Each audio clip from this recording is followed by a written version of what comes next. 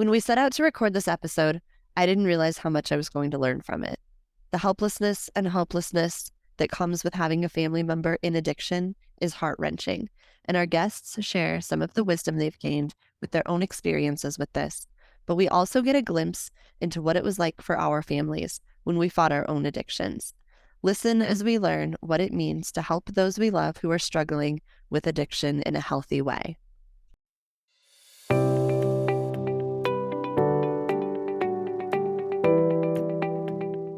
Welcome to Through the Glass Recovery Podcast, where we believe that connection is the opposite of addiction, vulnerability is the antidote to shame, and that recovery isn't just rewarding, but it's also a lot of fun.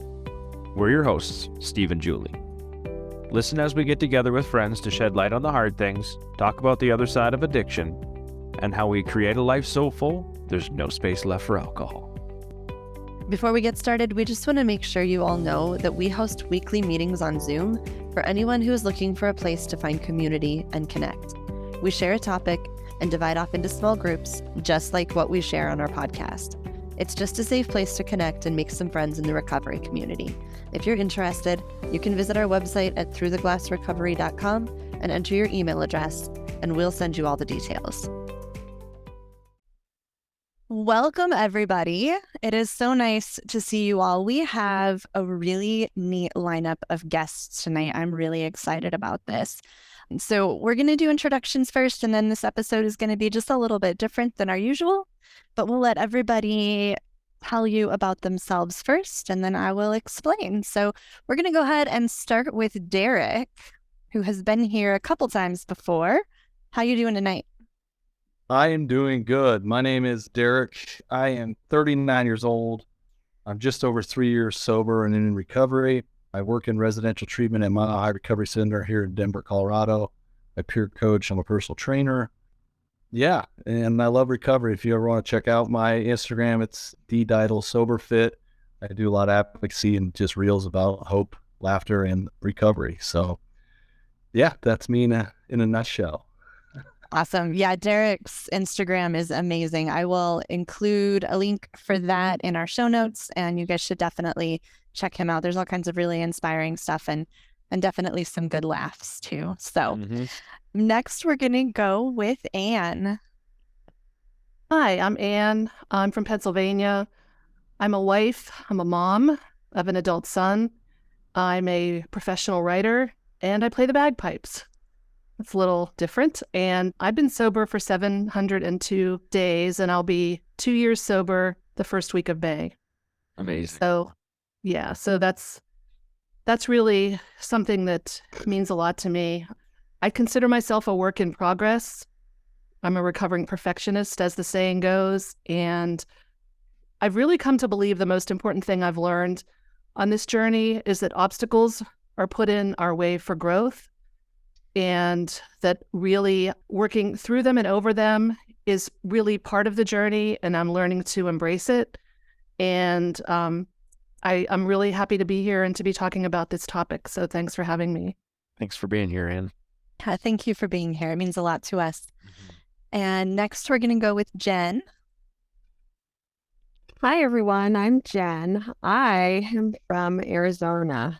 It's beautiful out here, 82 degrees. I have been sober for 1 year, 10 months, and 20 days. I'm about to hit my 2-year mark in May 17th. Right on. I'm a mom. I'm a wife. I have 2 adult sons. And this has been quite a journey. I have to say, I've been met up with a lot of obstacles coming my way, and I've persevered through every one, and it's been challenging, but I'm good. Sobriety has been the best thing for me, and what an adventure it's been. That's for sure. So thanks for having me. I'm glad to be here. Thanks for being here, Jen. And we're glad to have you too. And last but not least is Raul. Hello, everyone. Thanks for inviting me. I'm really flattered and grateful for this opportunity. So my name is Raul. I'm from Seattle, Washington, Pacific Northwest. I work in industrial distribution. I've been sober for a little bit over 39 months. On the 28th of this month, I'll have 40 months. It's kind of crazy. my journey started because my son was getting in a lot of trouble with the police. And the last incident, which kind of set everything in motion, was he had two other incidents coming in on him. And because he was supposed to stay out of trouble, but he got a DUI, almost killed himself in a motorcycle accident. And he was really, really stressed out. And I was at the hospital because he had broken his arm. And I said, all of this is pretty, you can get out of this. All you need to do is stop drinking. I mean, you're a good kid. Most of your troubles come when you're getting loaded. And he said, I agree with you, Dad. And why don't you help me? And that's what kind of set this thing in motion. He recently went back out last April. God, it will be a year this April. And I can just see him struggling. His light has just gone out. And it's been one of the most challenging things in my recovery to date. I'm a Central Washington University graduate. Whoop, whoop. So I'm a wildcat.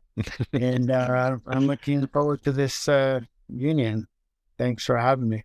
Thanks for being here, Raul. Thanks for being here. This should be a really good conversation. Mm-hmm. So many of us that are in recovery also have family members that are struggling with addiction, and that brings a unique set of challenges to our sobriety.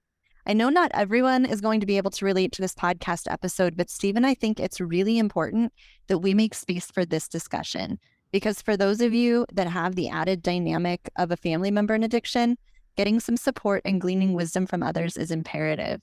So please share with us, what are the difficulties you've faced? How have you learned to work through them in a healthy way?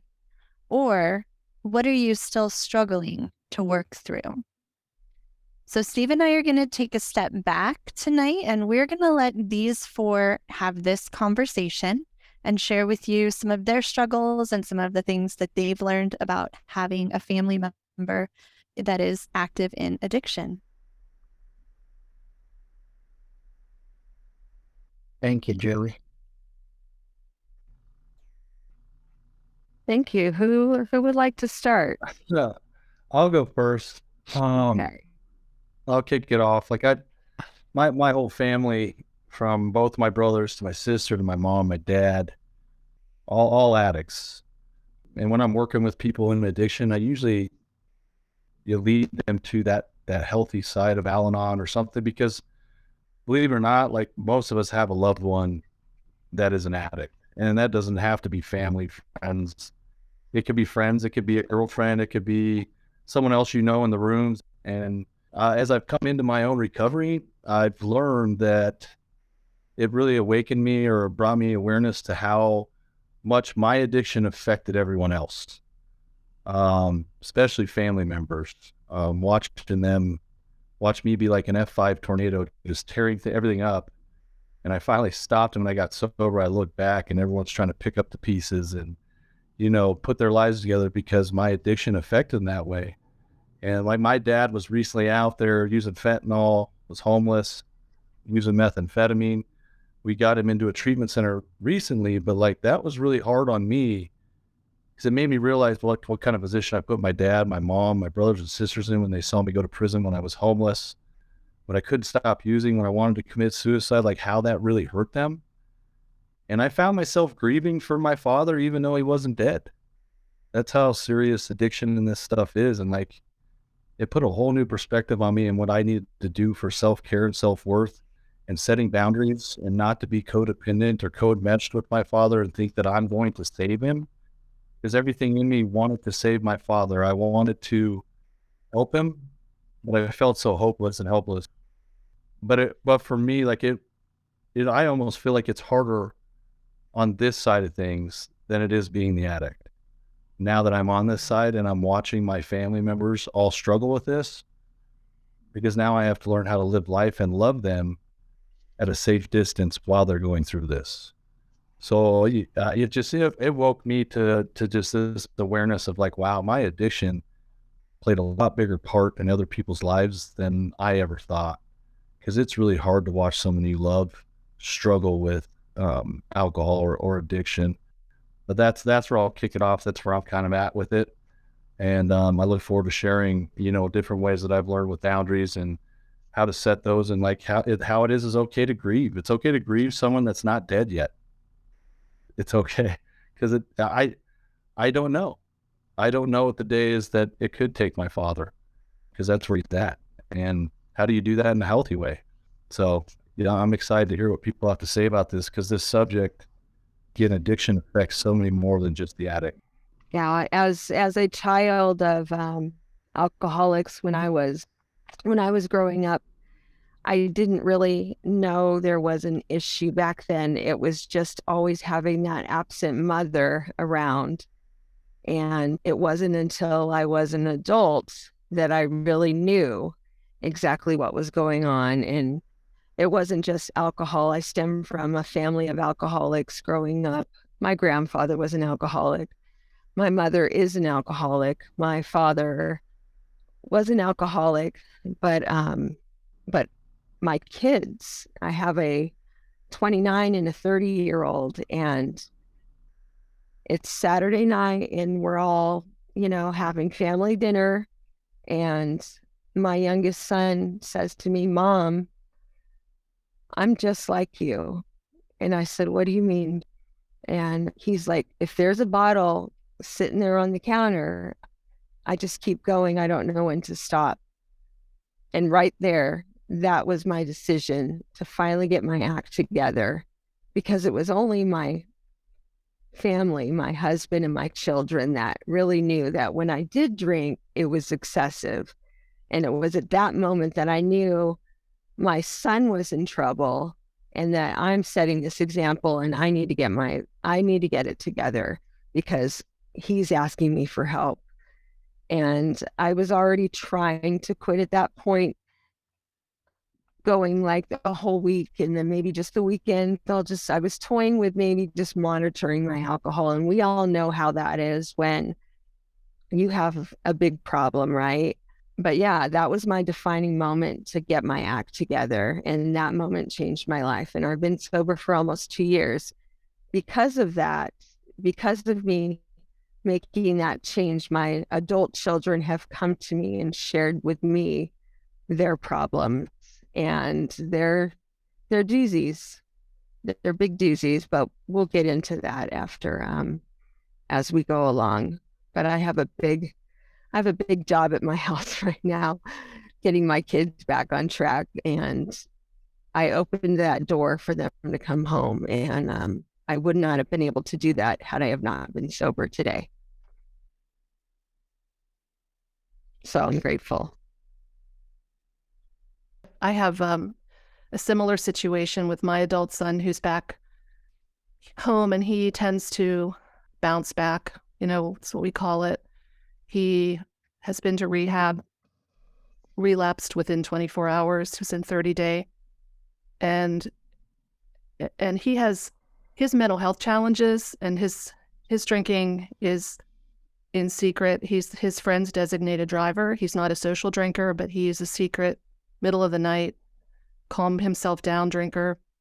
And eventually it's caused him to lose most of the jobs he's had, or be unable to keep them. He's quit probably before they told him to go, and he always ends up kind of bouncing back. And so the situation for me was, my drinking had gotten out of control in my mind. Now I didn't have a rock bottom that other people describe. I had no seminal incident that was like the turning point. I just got, like the saying says, got sick and tired of being sick and tired. I didn't like something controlling me, and it was taking over more and more of my life. So a few years ago, I started looking into how to quit.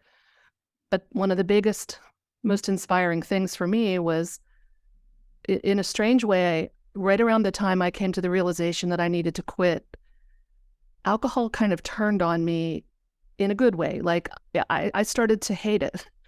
I started to not love it anymore. And I look at it when I would be drinking, also in secret. Again, like most people, when I tell them I don't drink, they're like, "Oh, why? Like, you didn't have a problem." And it's like, well, yeah, I did. You didn't see it, but I really did. But as my son's condition progressed and it became more debilitating for him, I started looking at alcohol, drinking it myself, and despising it, but I couldn't put it down. It was like, this is the thing that's kind of killing my son, that's killing his future, that's just hurting him. And what am I doing? Like, and besides the example that I was probably setting, although again, I was doing it in such secrecy that I feel like my son wasn't seeing me, oh, mom, if mom can do it, I can do it. But I feel like I started looking at it with a whole different lens. And it was very difficult, I'm not going to lie, to stop drinking, but knowing that this was the poison that my son was putting in his body, and that was the thing I was looking and seeing in his room when he was collapsed on his bed and staggering around in the middle of the night, eating food out of the microwave, just on a bender, when he was back in our house under our roof. I just couldn't drink it anymore. And it took me a year of readings and meditation and everything to truly, to the point where I felt I was kind of, and I know you're never over it, but I felt like it was playing less of a role in my life. It took a long time, but it helped. Weirdly, his problems helped me just step away from it and be done, But it's hard to have somebody who's actively drinking in the house, because we now have an alcohol-free home. It's something my husband agreed to. In the beginning, he was never a big drinker. He's not sober, but he doesn't drink like almost ever. So he had no problem removing everything, but our son brings it in. So the smell, it's like when we take it out of my son's room, and I've chosen to have an alcohol-free home, but I have to empty wine boxes and liquor bottles on a daily basis and smell booze. It's like, it's hard. It's like, it doesn't make me feel like, I'm going to go back to drinking, but it's hard to have made that decision and have it be back under my nose again and the results of it. But yeah, so I would have to say, having my son drinking was a huge reason that I stopped drinking myself. Yeah. And do you find that the problem that your son has is very similar to one of my children, has made you despise everything about alcohol and addiction altogether? Because I've also have a son that's been back and forth, and he had a professional job. He worked in the corporate world. He was a mortgage broker, a loan officer. He was making good money, and he kept getting fired, drinking on the job, and just losing himself to this disease.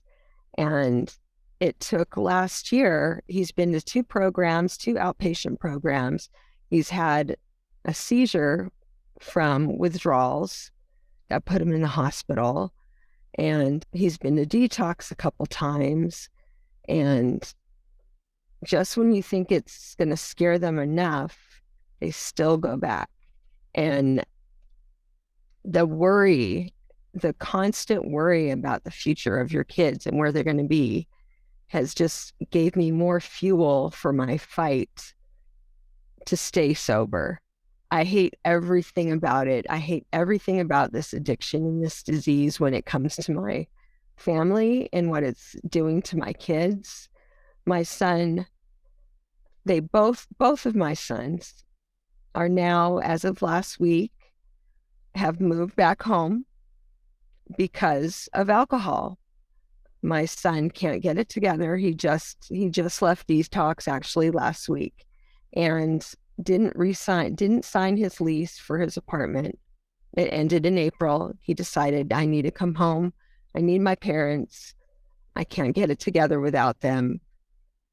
But then went through a complete binge right before it was time to move here, and had to go to detox, leaving Dad and I to have to pick up the pieces of his apartment and pack it up, clean it up. And the extent of what I had to deal with there was horrifying, sad, having to sweep up all of these liquor bottles under his bed, shooter bottles in drawers, you name it, it was everywhere. And How old is your son? he just turned 29. And to walk into his apartment and see this nightmare of how he's been living, it was devastating. So now we're all together under one roof as a family, and we're going to try to help them the best way we can to get on their feet, support them any way we can, and I hope it helps, because for me, I've been dealing with so much the last couple of years with these boys, and also death in the family, just trying to get over all these humps in life that could be triggers in a sense, but I've worked through them. I've been able to work through them in a healthy way. So this right here is the most challenging one, and it just started. So if anyone has any advice on how to get through that, having addiction in your house when it's a sober-free home, we're going to have our challenges. They're not drinking so far. Raul looks like he's got something to say here, Jen. Yeah, I know he has. I've followed him on IAS. No, I was just gonna say I'm really glad you shared that. Yeah, It just reminds me, and when my son went back out in April, I wanted to like take over his decision making process. yeah, I wanted to like stop it and badger him and start to like yell at him. When he was in, about 18, I got divorced because of my drinking, and that couldn't stop me. And so when he was working, I preferred that I knew he was going to drink and smoke weed, so I let him do it in our place instead of him going out and about. But we've been living together since he's now going to be he'll be 29 this year. He's 28 now. And he met a girl and he wanted to be on his own. And I said, okay. And he started drinking. And as soon as he started drinking, he's a blackout drinker. So he gets in a lot of trouble. He wants to drive. He wants to run out in the neighborhood. And he's got all these pending cases.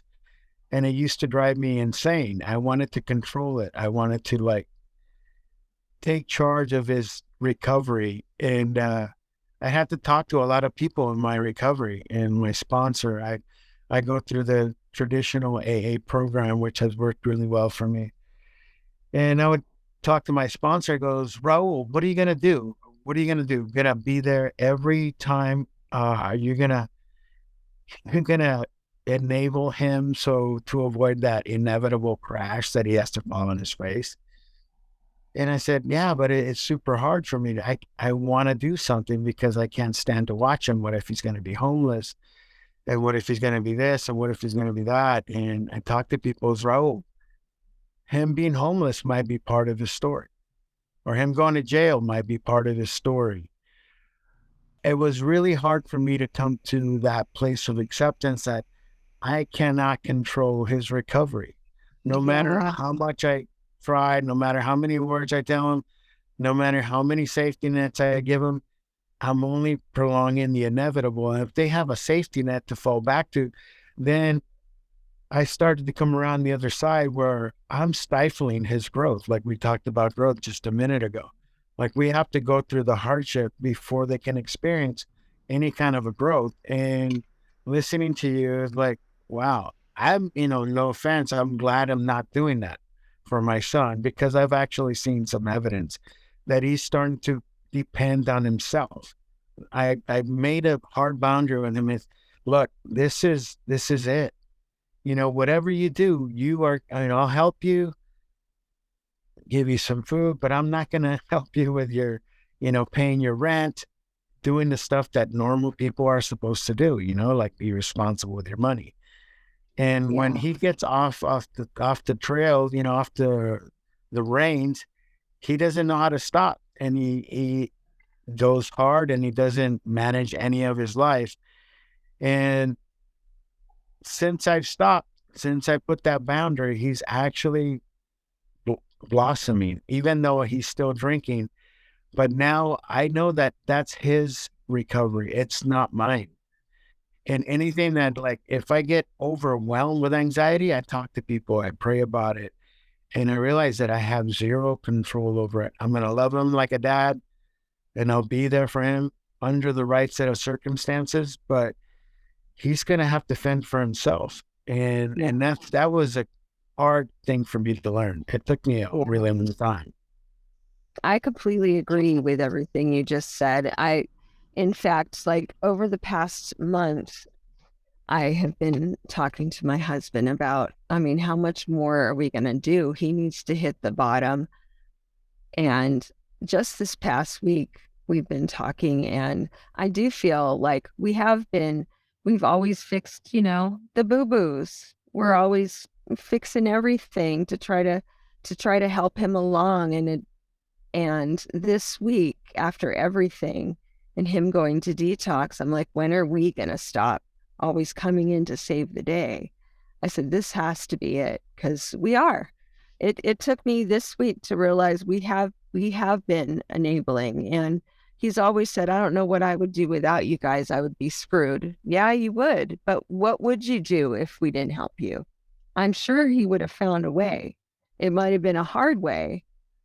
So you lost your car. You take the bus. You've lost your home. Like, it's been hard because you love your kids and you want to do everything you can to protect them. And it's like, at what point do you say, okay, I need to stop. You need to get this together on your own. I'm here to support you. I'm here for advice. I'm always here to be your mom. I love you, but I can't keep fixing your boo-boos. I can't. He's had us for the last 2 years, and no matter what, it hasn't made a difference. He went to 2 programs, and it told me, like, I kept thinking to myself, like, why is he not getting this? How come I could do this and he can't? What is the problem here? And I kept talking to other people who are in sobriety or in recovery, and they're like, Jen, this is not your journey. This is his journey. He has to figure it out on his own. And that's what I'm learning. And it's been a slow process, but I'm learning it now. And it's really hard to separate those boundaries, but I'm working on it. This is a whole new dynamic that just happened, and we are working on it. It's definitely really hard to not take responsibility for someone else's recovery when it's your own kid. Derek? It is. Yeah. When it's someone like you love your kids, I have 2 kids. I hope they never become addicts, but I'll be prepared for that if they do in a different way. But like anyone you love, like my father and myself, guilt and shame creeps in like there's something more I should be doing. And my sponsor and my mentors in my life helped me understand that, one, when I start doing stuff for my dad or picking him up, taking him in, doing this, I'm taking his humanity away, his dignity to do things for himself. Number 2, he helped me understand that I'm killing my father by enabling him. My life didn't start to change on my own, and I've gone through prison. I've been homeless, and that didn't stop me. But my mom would always save me because she felt so guilty about what had happened in my childhood and her cheating and me seeing it, and then the divorce. And so she would save me. And it didn't matter what program I went through. It didn't matter how much, because in the back of my mind, I knew my mom was always going to take care of me, and I could continue to live in my toxic behaviors. I could continue not to learn how to heal or deal with mental health, trauma, abuse. I didn't understand any of that because I didn't want to get help because I had a safety net. And that was really hard to hear from my sponsor. I was like, what do you mean I'm killing my father? He's like, well, how many times have you gone and got him and said, hey, do you want help? Or can I help you with something? You get him a hotel room. And what does he do with that hotel room? He ends up using fentanyl meth, and you're lucky he's not dead. So that was really hard for me to set a boundary for my own care, my own self-worth as a loved one, to see my father and not know where he's at, but to tell him, hey, when you're ready to go to rehab or when you're ready to get help, I'm going to be there for you, but I can't be a part of this sickness. And I remind them, like, when you guys cut me off and you said you need to go get help and we can't be a part of this, is when I started to heal. I started to face my trauma. I started to face the abuse. I started to say I had the problem. And then I started to fix it myself. In my first year of my recovery, I didn't talk to my mom at all because we were so codependent, so co-meshed. And she wanted to save me so bad. And then she would save me and send me off my way and couldn't wait for me to fail again because she was just as sick as I was in this codependent relationship because she relied on me being sick and she liked having to save me. So once I got better and I'm breaking the chains in my family, I'm starting to see the dysfunction, but I'm also understanding that I cannot save my father. There's no choice I can do other than say, I'm going to be here for when you're ready and I will walk with you then, but I can't walk you on this path. And if you're going to die, then you might die. And that's a sad thing. And that's hard to say out loud because people die from addiction every day, way too many. I mean, I don't want that for my father, but I'm not God. And so all I can do is just, set that boundary for myself because my worst and my recovery is important. And I'm not going to go out every night or at 3 a.m. looking for him and wondering where he's at. And that's doing him nothing. When he's ready, he's going to make a choice to actually change. But if he knows he has that safety net, guess what my father's going to keep doing? He's going to fall into the net, or we're going to save him.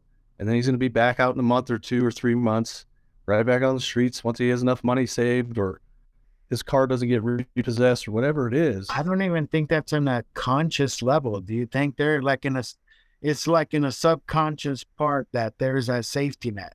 There's like that, in that back of the head. It's not even in the forefront. You're just always there. You know what I mean? I think it's just part of the cycle that family diseases create.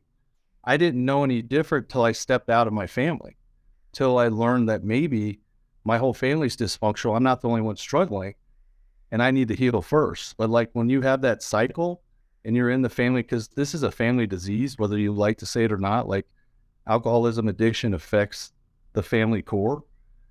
And when you're in that cycle, the rest of the world really you don't know anything different. It's just routine almost, and when you really love someone like a kid or your father, you want to help them any way you can, whether it's toxic or healthy. You maybe don't know the difference yet. And until you step up and realize that you're banging your face on the wall, trying to save them and hurting yourself, it's almost like the drinking has to become, the codependency and the enmeshment and the unhealthy behaviors on the other end start to hit you up and beat you up enough to where you're like, okay, maybe I need to protect myself and learn how to take care of myself as being a loved one of an addict and making boundaries and being able to stand firm with them and saying, I want to help you, but I can't help you that way. And that's really hard. I get that. Yeah. I want to save family too, It's really hard because you know what it's like being in it. So, right. You're like, I have the solution. I'm like a walking, talking version of that solution. And how can you not see that? Like, let me try and impart my knowledge. Like, it's the greatest thing, right? Like, really, it is, right? Yeah. Everybody's bottom's different. Everyone's recovery's different. My dad's journey, my sisters, my brothers, they're not going to get sober the same way I did. No. Yeah. And they're not going to get sober until they're ready. Yeah. So I don't know what that looks like for them, but when they're ready to get sober, guess where I'll be? I'll be standing right next to them. It'll be the same way you did. I'm not going to enable them anymore. Right. I know the difference. And I know enabling is going to hurt me in the long run. But again, my sponsor was right. He's like, in the end, that could kill them. And I go, wow, that's a really harsh way to put it, but it kind of hit home for me that my actions of saving them all the time is giving them another opportunity to maybe kill themselves. And that just hit home for me. I was like, especially with fentanyl out there right now, it could take years and people are dead, So, but they could die anyways. Like, this isn't an easy subject. It's your loved one. You don't want them to go through this pain. You don't want them to be stuck in this addiction. You want them to be okay. And you want to squeeze them and you're going to be, and sometimes letting go of the reins so they know what it's like to take the reins themselves is what you got to do. And then you can enjoy the ride and ride with them on the recovery, I agree with you with the elements of the codependency. Like just hearing other people when they talk about it, you can see like, are they doing it for their kid or are they doing it to provide some sort of comfort in themselves? Okay, now I'm going to cuddle my babies. They're going to be at home. I'm going to protect them and I'm going to show them what it's like. And then I was starting to like, I'm like you, Derek, is like, I'm letting it go, letting it go. I'm like, it's not my story. It's not my fish to fry, or however they want to look at it. And then when I started to recognize that I was doing that to make myself feel better, that I was going to control his situation, I realized that, okay, now I'm stifling his growth. Now I'm impeding his potential recovery. And I started to like, wow, this is really eye opening. And I started to let go. And if they're going to get it, they're going to have to do it on their own. And we cannot, I mean, we can't do it to anybody. If we could do that, I'd bottle it up and make a fortune, but I can't do that. It's just so hard. It's just not easy when it's your kids. You just want to help them. And when you think you're helping them and you're really not, you're just enabling the situation. It's even harder. It's like how do you do the whole tough love but still be able to support them and let them know it's hard for me to navigate through that, because now I have two adults at my house, and they're not just working, coming home. They chose to come home because they wanted the help with their sobriety, and they also want to get back to where they used to be. So I think that's going to start with their sobriety, yeah, right? Like and that's we're getting back to. There's the getting back to where you used to be, that until you allow them to take the ownership of it, yeah. then you're taking responsibility for some of that. And I think that's just really freaking hard. Just listening to Raul and Derek, it's really hard to accept. That's a whopper. Yeah, it's a Right. whopper. It is, for sure. Especially when they come to you and say, I want to come home. Home is my safe place. I need to get my stuff together. I need to be here with my parents. I think that's what Derek and Raul talk about, boundaries. And, yeah. and your own boundaries. Anne, looks like you want to say something. Yeah, I was just going to say my son is kind of the opposite. He's only here because he had shoulder surgery, and so he couldn't drive. He couldn't, and his lease was up, and so he really had like his job ended, his lease was up, and he had shoulder surgery. So he had 6 weeks of an immobilization cast. And so the plan was he would come back here until he was finished with that process. And he knows he has to leave, and he has signed a lease. And that was the arrangement, was that he was here as long as he was immobilized with his shoulder, but then he had to go. And we'd never laid that boundary down with him before. We'd always made it more open-ended, but we told him, we gave him the date that he has to move out, and he's going to, and he's gotten a lease to get, I mean, he still has to find a job, which he's starting to do now because he just was able to start driving last week. But he thanked us for holding him accountable. And he said, he commented, you guys have never told me I would have to leave at the end of a certain period of time. And he said, I want to leave. He said, don't get me wrong. He said, I feel like when you guys hover over me all the time, you're insulting me and demeaning my dignity, and you're disrespecting me. And so he said, the last thing I want to do is be here. And I've never heard him say that before. So I feel like that's a good thing. Like us drawing that line kind of made him like feel like empowered, right? And so as long as he feels like he has that sort of wind in his sails right now, knowing the clock is winding down on him here, I think that was a good thing. And any time that I tried to second guess or comment or suggest, he immediately shuts me down. Like he's like, Mom, that's my business. And so it's hard because we kind of sometimes have a more robotic relationship now, because I'm just walking on eggshells and not managing, not controlling. I'm always trying to like figure out like what's the line. But it's pretty much like we're kind of ships passing in the night in a way here now, and knowing he's going to be having to go out and deal with it himself. And so it's weird because I feel like a lot of the spontaneity and our old relationship is kind of gone right now, because I'm kind of just trying not to manage. And as his mother, I mean, that's what mothers do. They keep their kids safe. They help their kids with all kinds of things. They're there when their kids need them. And to be kind of told, look, I don't need you, and you're hurting me when you do this. has been an eye-opener, but we're kind of making it work. And I feel like if that's what I'm going to respect him enough to listen to what he's saying and take him at his word. So it's hard, but that's where we are with it right now. I'm a little confused. Like, you're saying you're taking alcohol boxes and smelling alcohol. When he's does it in, when he's on a binge here, yes. um, Yeah, he goes through sobriety phases. He had 15 days last week, and then he left. He got a ride to the city and ended up binging there. But when he binges here, then we have the problem with alcohol in the house. Yes. And he's usually doing that secretly, right? Yeah. Hanging out Yeah. in his room. Yeah, but it's sometimes he'll come to us and say, "Take this away." Like, not always, but sometimes he'll come with a three-quarter full wine box and say, "Take this away." So,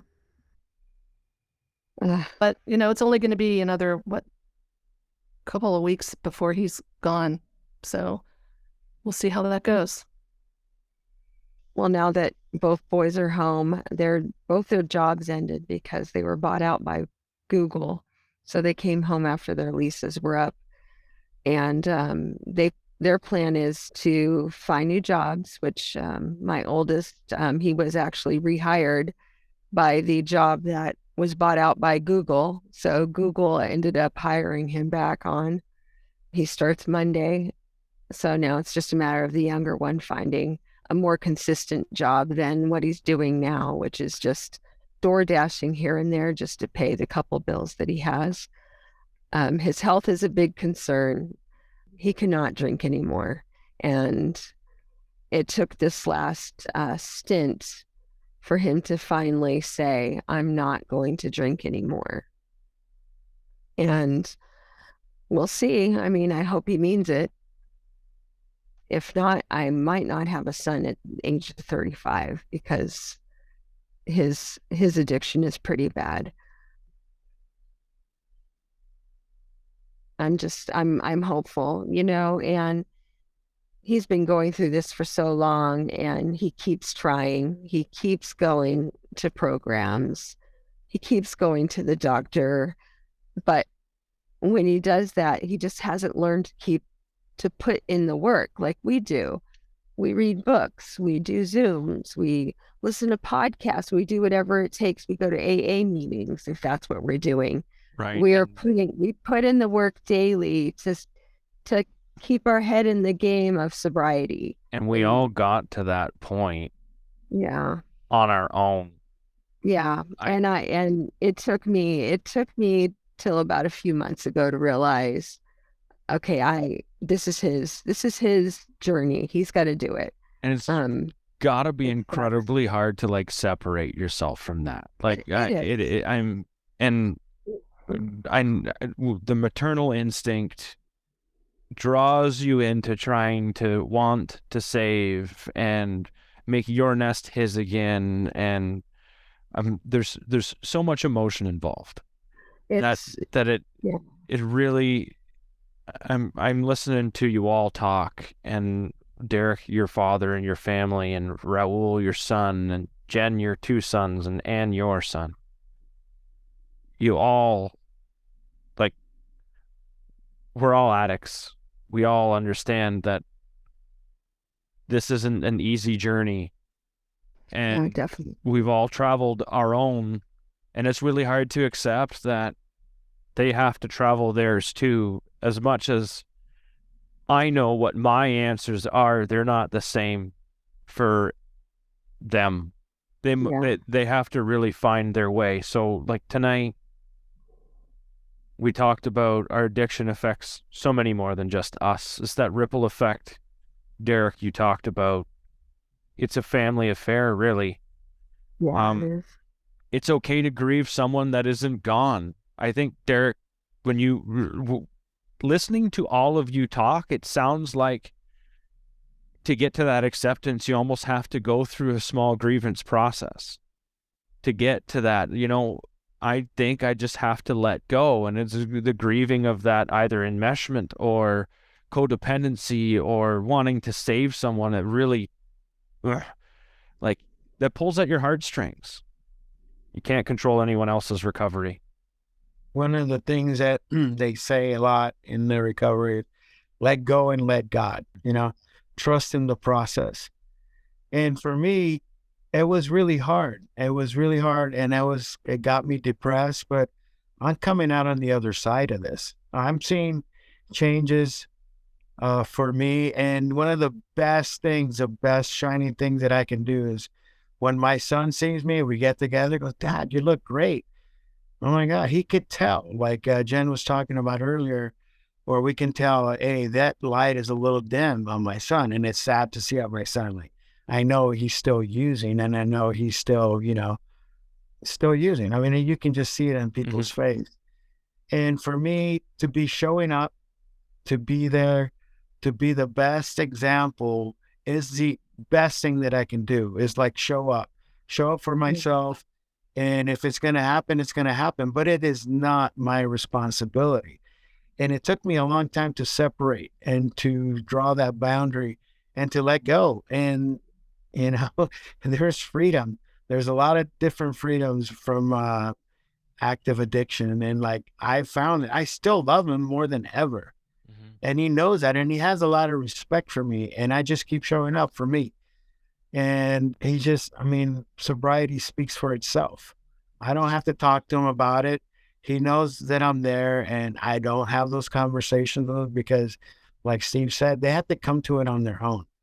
And Derek talking about his dad, it's sad. I mean, it's really, really sad, but there's like what they talk about, tough love, right? Like that, I love him that much that I will just get out of his way. Because when I do, I'm stifling his growth. I'm stifling his journey. And it's the toughest thing I had to do. But I've been able to do it. And I've actually found some peace over it. And it's helped our relationship. The last time I saw my dad, which was about a week ago, and he's coming off the streets, fentanyl, meth. He's ready to get help. He looks like something out of Moses because he's got such a beard. And he reminds me of myself. And we were sitting at that moment. I sit down with him, and he's like, you still love me. I'm like, Dad, I'm always going to love you, man. There's just some paths I can't take with you. And that's really hard. And like, I heard that, and I go, if you take this path, guess what? We get to have a relationship. We can do things together. We can love each other. But if you keep going this other path, I got to stay at the crossroads. And that's really hard to tell him that, but I wanted to hear that he knows that no matter what he's doing, I will love him. I will show him grace. I'll always be there for him. I'll be kind. I just can't walk that path. But if he chooses this path, he gets his grandsons, he gets his kids, he gets his own life, his own spirituality, his own healing. And it's so uncomfortable, but like that path, I can take every step with you. So that was kind of cool, that realization of crossroads. And it's hard to see loved ones, after you tell them something like that, they'll turn and take the path you told them not to take. And you're sitting there going, oh man, and that realization of how powerless and helpless I am, and realizing that I have to take care of myself, do my own work. So when the time is right, I can show up as my best version to my father with healthy boundaries, with the love and respect I have for myself. Because right now he's taking that choice. And guess what? I'm calling him. I'm there for him. Like, how can I support you? Because I want him to know that this action, this choice he's making is going to allow him to have his son in his life. And there's power behind that. So I just wanted to... I can totally relate to that pain and love, Derek, for sure, man. Compassion. Like I'm listening to you guys, and it's like a dose of vitamin N. No, right? Like no, because that's my boundary. And then it's just love and compassion right there. What's that? That's funny right there. Right? It is. It's like a dose of vitamin N, because you understand that you can't. You guys really help close this right out for me. So it's just amazing, that compassion and love. You call it tough love, but really it's like, I know where you're at. I understand where you're at. And I know there's nothing I can do for you. And it's just great. It's hard, but if they finally find that that way you can be with them on the other side. So I want to say thank you guys for your time tonight. Really appreciate your thoughts. Thanks for being here. Derek, Raul, Jen, and Anne, you guys were great. Thank you so much. Thanks for Thank you. having us. For having us. Love hearing everybody's everybody. story. Take care. We really Take appreciate care. you guys. Thank you. Thank you so much. Take care.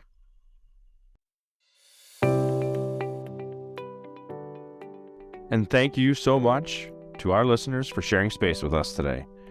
Be sure to subscribe, like, and follow through the Glass Recovery Podcast. And don't miss next week's episode about finding our identity in recovery.